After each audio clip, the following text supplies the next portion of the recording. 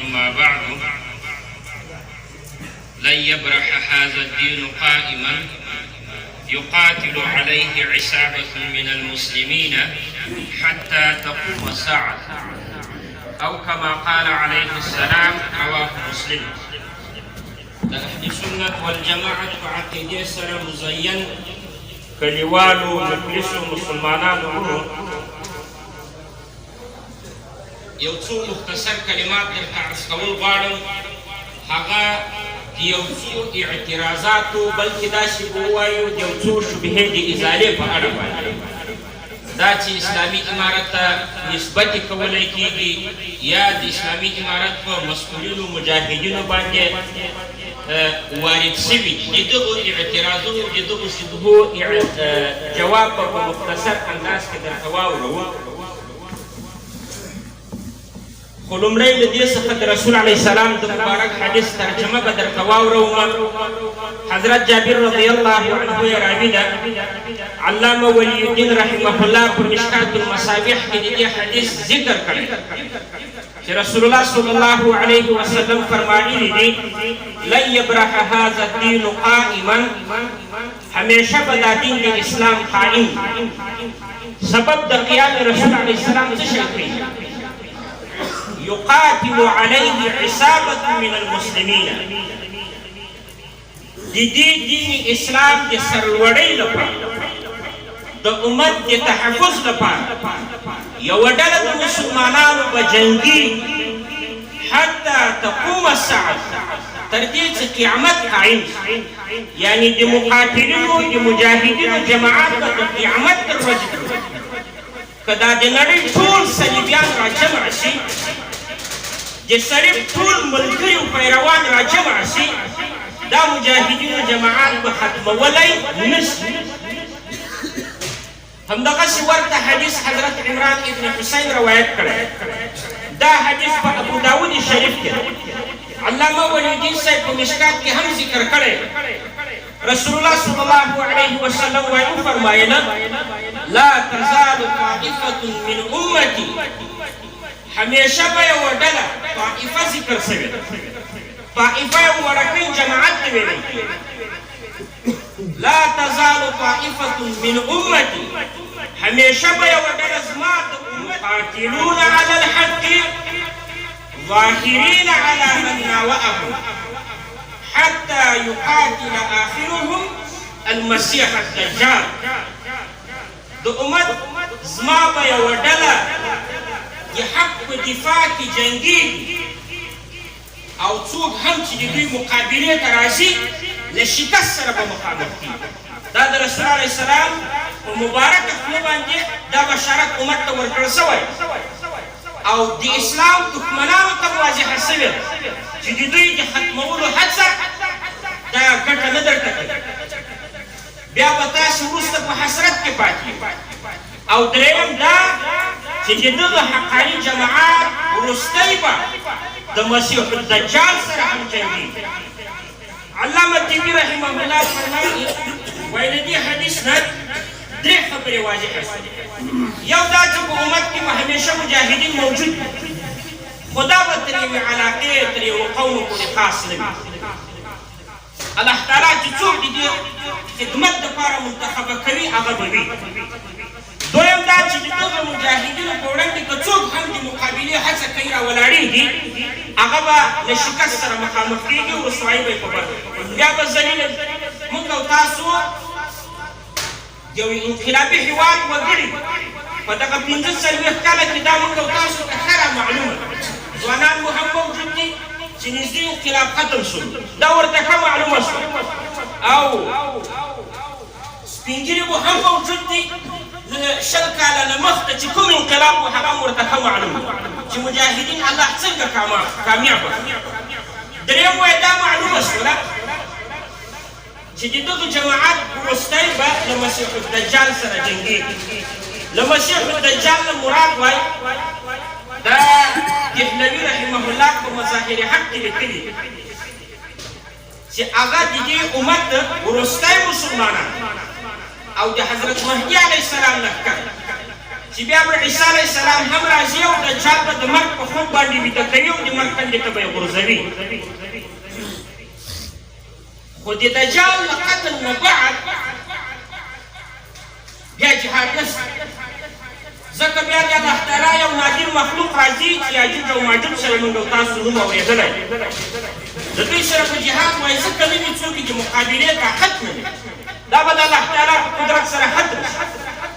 بیا به ټول مسلمانان د عیسی علیه السلام د وفات نه بعد بیا کافران راپیدا سرکشه مخلوق به راډېر تر دې چې دغه رښتینو مسلمانانو په سږمو باندې یوه صافه خوږه هوا لګېږي نو دوی به له همدې سره مري، ټوله منطقه به کفر ونیسي، بیا به قیامت قایمېږي. نو چې مجاهدین د ځمکې په مخ موجود وي په امت قیامت نه قایمېږي. نو په هر صورت چې څوک هم د دوی د ختمولو کوشش کوي دا ختمېدونکي نه دي. دویمه خبره چې دغه کومه معضله اوس رامنځته سوې ده او له پاکستان سره رامنځته سوې ده، ځینې وایي چې طالبان دا امارت دا وفاداري نه لري.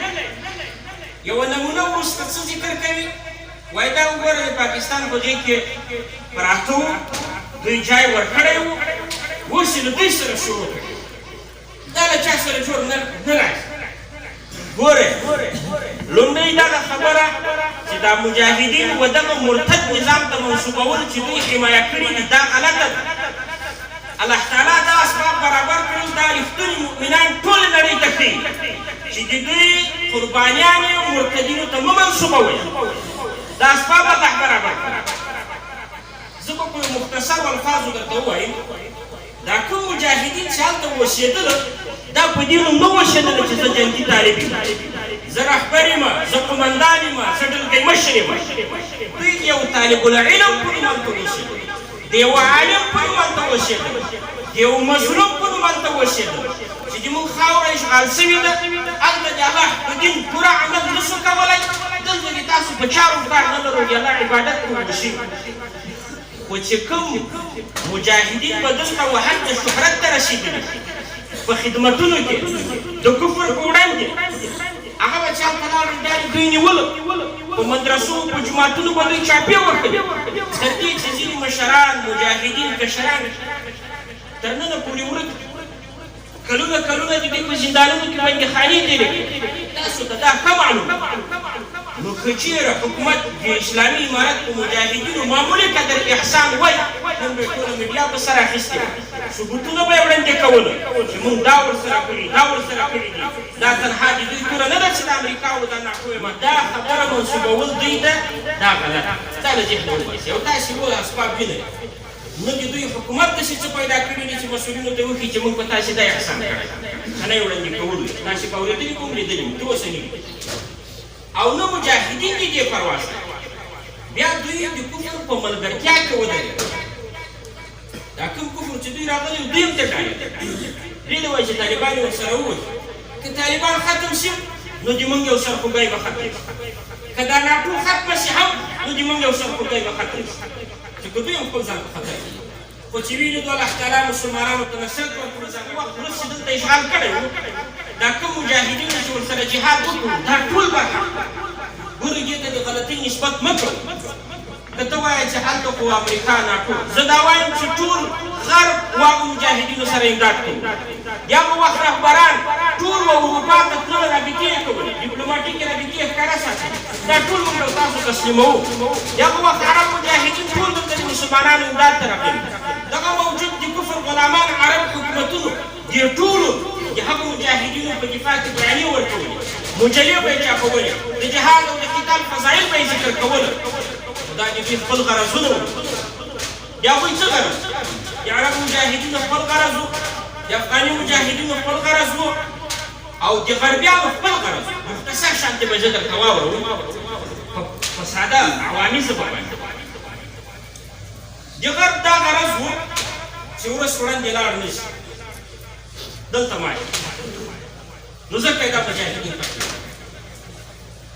د عربو دا غرض وو چې دوی په اصطلاح چې دغه د خپل هېواد ترورستان معلوم کړي، چې څوک هلته د افغاني مجاهدینو سره رابطې لري وګوري، نو موږ به بیا وکولی شو چې آینده کې په اسانۍ سره دوی ضرور کړو، ختم کړو یا یې ونیسو. او د دغه عرب مجاهدینو غرض چې راتلله، لکه د رهبرانو د تالیفاتو بیانونو به مې درته درکړم. عبدالله عزام رحمه الله یو مشهور مجاهد بغور، هغه وایي دا د ما ډېره خوښه ده چې د عربو له خاورې نه 100 تنه مجاهدین راشي، 90 تنه دلته په شهادت ورسېږي، 10 تنه بېرته ژوندي لاړ شي. دا څه مطلب؟ دا چې په دې امت کې د جهاد او د قتال روحیه ختمه سوې ده، په دې طریقه به په امت کې راژوندی شي.